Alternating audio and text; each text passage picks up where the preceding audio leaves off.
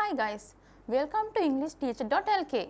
Today my lesson is how to use the word just. Just, J-U-S-T. මේ වචනය අපිට නිතර අහන්න දකින්න ලැබෙන වචනයක් නේද? TV series එකක් බැලුවත්, novel එකක් කියවුවත්, එහෙමත් නැත්නම් ෆිල්ම් එකක් බැලුවත්, ඔයාලා මැච් එකක් බැලුවත් මේ වචනේ අහන්න දකින්න නිතර ලැබෙන වචනයක්. Just come here. පොඩ්ඩක් මෙහෙට එන්න. Just කියන එකේ තේරුම තමයි පොඩ්ඩක් චුට්ටක් කියන අදහස තමයි මේකෙන් අපිට පැහැදිලි කරලා දෙන්නේ. අපි තව එක්සැම්පල් එකක් බලමු. Just give me 1 second. මට විනාඩියක් දෙන්න පුළුවන්ද? Just turn the side. ඒ කියන්නේ චුට්ටක් මෙහාට හැරෙන්න පුළුවන්ද? එහෙම නැත්නම් චුට්ටක් මේ පැත්තට හැරෙන්න පුළුවන්ද?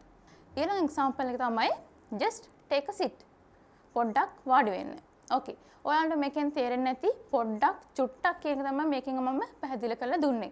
ඉතින් ඔයාලට පුළුවන් මම මේ කියලා දුන්න වර්ඩ් එක. ඒ කියන්නේ just කියන වර්ඩ් එක simple English වලදී ඔයාලට use කරන්න. ඔයාලට ගොඩක් මේක useful වෙනවා.